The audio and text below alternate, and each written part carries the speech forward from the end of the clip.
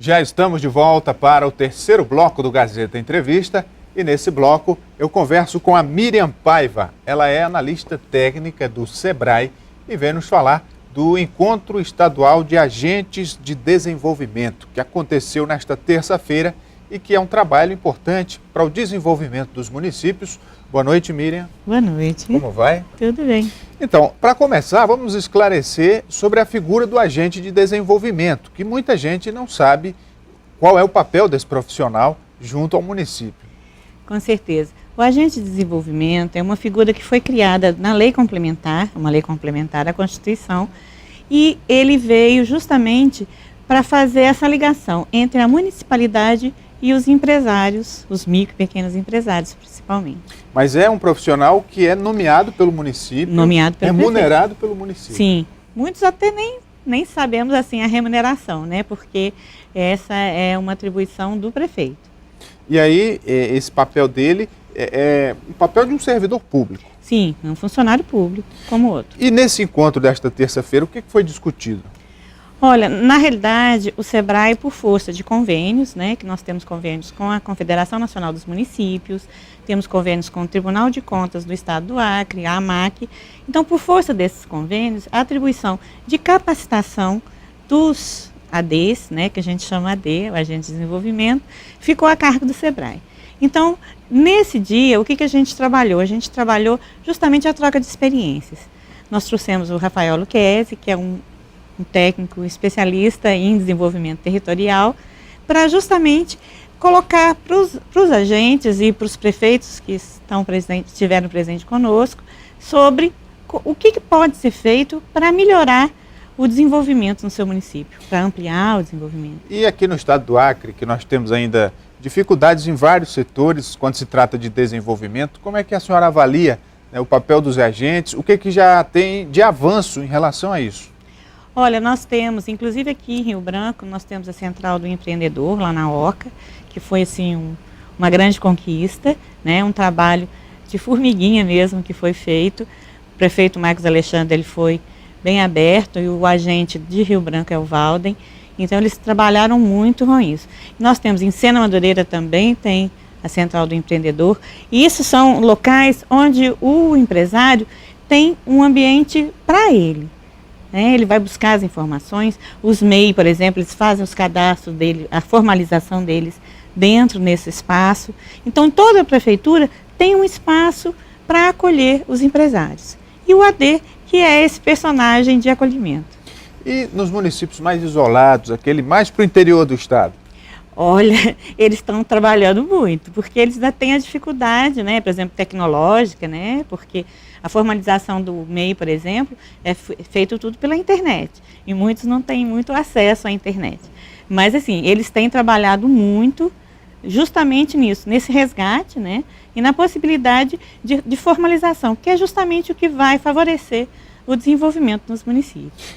A pequena empresa, o empreendedorismo individual tem um grande potencial de crescimento. Com certeza. E como é que a senhora vê o papel do poder público em fomentar esse desenvolvimento junto com os órgãos privados, como o SEBRAE, por exemplo?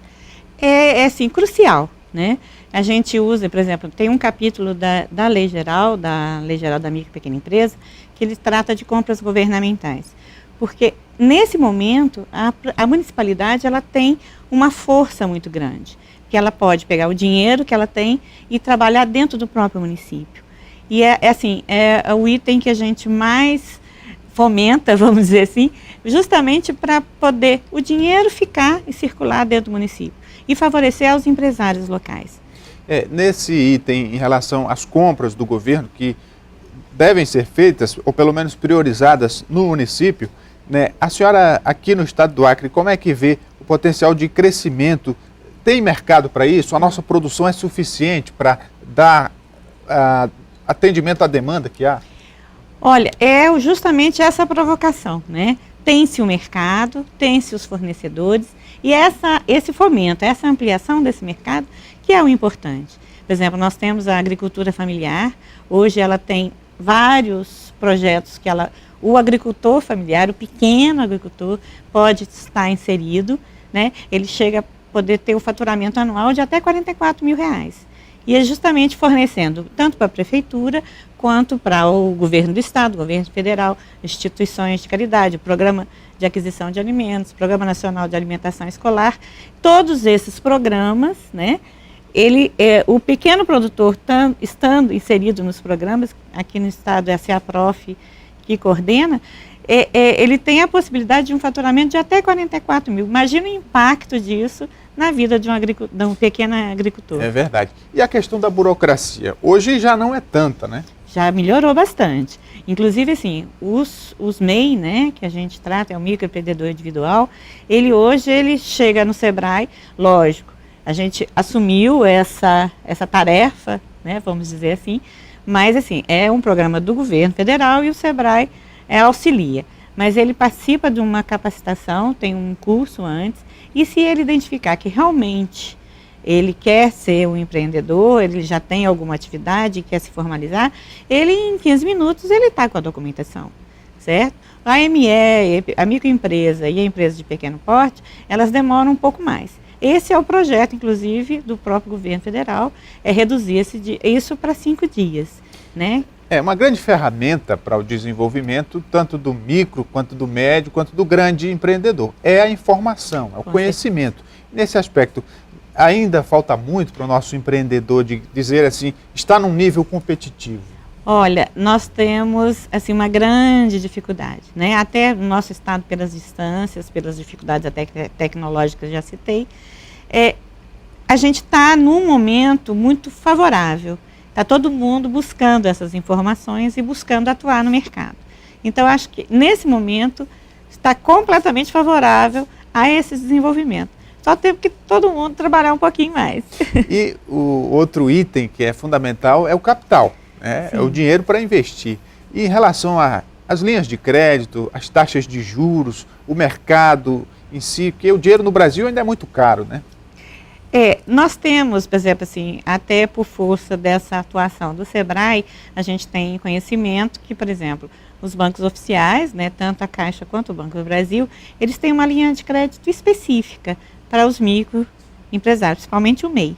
Lógico que não é chegar lá e vai chegar tirando 15, 20 mil reais, né? Tem todo um processo.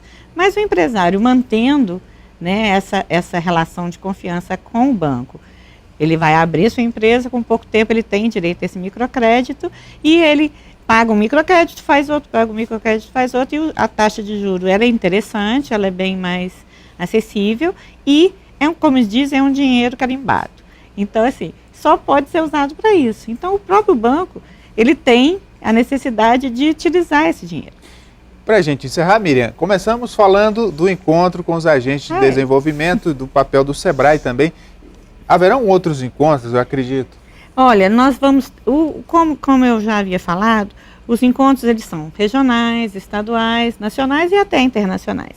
Os nossos ADs, por exemplo, já participaram de encontros na Bahia, em Salvador, né, em Foz do Iguaçu, em Brasília, e nós estamos indo agora, em novembro, dia 19 e 20, se eu não me engano, para o Recife, para justamente participar do Encontro Nacional dos ADs. Então, cada estado leva, né, os seus ADs, cada um tem um critério para essa seleção, e lá eles vão ter essa oportunidade de troca de experiências. E é isso a intenção. Muito bem, conversei aqui com a Miriam Paiva, que é analista técnica do SEBRAE. Muito obrigado. Obrigada eu. E a você de casa que nos acompanhou até agora, muito obrigado por sua audiência.